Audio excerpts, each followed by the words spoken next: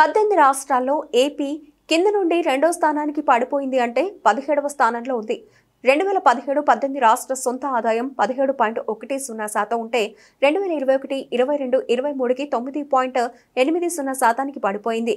ప్రభుత్వ అప్పులు మాత్రం 16.5% పెరిగాయి. టీడీపీ ప్రభుత్వంలో 2014-19లో ప్రధాన రంగాలపైన 60,879 కోట్ల రూపాయలు ఖర్చు చేస్తే వైకాపా ప్రభుత్వం 2019-24 మధ్య కేవలం 24,267 కోట్ల రూపాయలు మాత్రమే ఖర్చు చేశారు. వైకాపా చేసిన అప్పులలో ప్రధాన భాగం దుబారాకు, అనుత్పాదక రంగంలో ఖర్చు చేశారు. వీటన్నింటి ఫలితం రాష్ట్ర ఆర్థిక పరిస్థితి ఎప్పుడూ లేనంత స్థాయిలో దిగజారిపోయింది. ముఖ్యమంత్రి రాష్ట్ర ఆర్థిక పరిస్థితి గురించి వాస్తవాలు ప్రజలకు చెప్పి అభివృద్ధితో పాటు సంక్షేమం కూడా చేస్తాము అని చెబితే వైకాపా పార్టీ తన కరపత్రంలో ముఖ్యమంత్రి సూపర్ 6 పథకాలు ఇవ్వలేమో అని చెప్పినట్టుగా వక్రీకరించారు. ఈ విలేకరుల సమావేశంలో చిత్తూరు జిల్లా టీడీపీ కార్యాలయ కార్యదర్శి మోహన్ రాజు, టీడీపీ నాయకులు శశికర్ బాబు, గోపాల్, సురేష్ తదితరులు పాల్గొన్నారు. అందరికీ నమస్కారాలు. నిన్న గౌరవ ముఖ్యమంత్రి గారు రాష్ట్ర ఆర్థిక పరిస్థితి పైన నీతి ఆయోగ్ ఇచ్చినటువంటి నివేదికలోని ముఖ్యమైన అంశాలపైన ప్రజల దృష్టి తీసుకురావడం కోసం నేను ఒక కార్యక్రమం ఏర్పాటు చేసి అందులో రాష్ట్ర యొక్క ఆర్థిక పరిస్థితిని వివరంగా తెలియజేయడం జరిగింది. నీతి ఆయోగ్ నివేదిక ప్రకారం రాష్ట్ర ఆర్థిక పరిస్థితి చూసినప్పుడు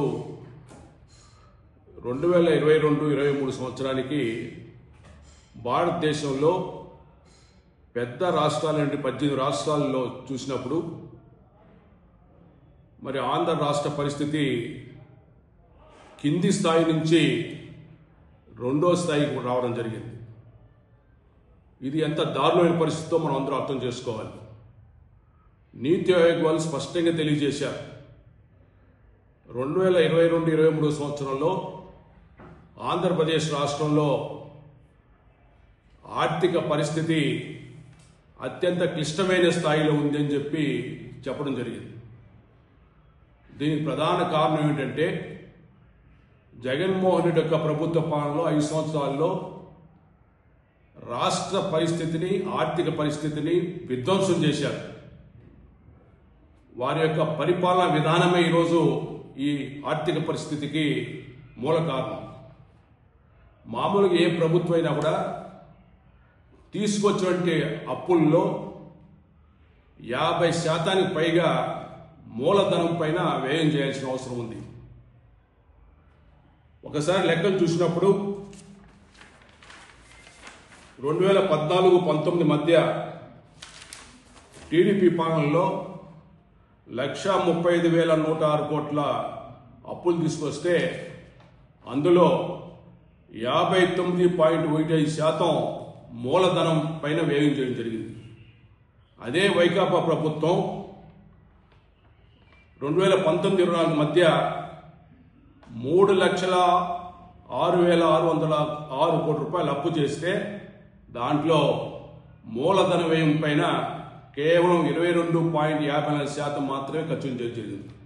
అంతే మిగతా డబ్బంతా కూడా పక్కదారి పట్టించడం, దుబారాలు ఖర్చు చేయడం, అనుత్పాదక వ్యయం పైన ఖర్చు చేయడం జరిగింది.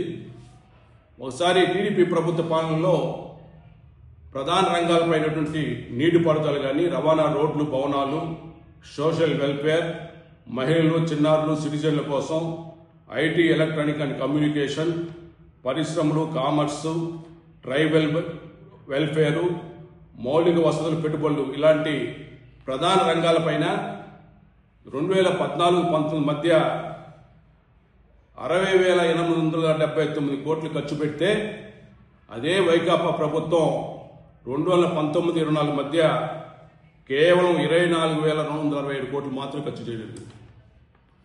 మరి ఈ విధంగా ఉన్నప్పుడు ఆర్థిక పరిస్థితి ఇబ్బందికరంగా ఉంది. అప్పులు పెరిగిపోయాయి. సుమారుగా 10 లక్షల పైగా వైకాపా ప్రభుత్వం అప్పులు చేసింది. అప్పులు వడ్డీలు కూడా కట్టలేని పరిస్థితి ఉంది. వడ్డీలు కూడా అధిక వడ్డీ రేట్లు ఉన్నాయి.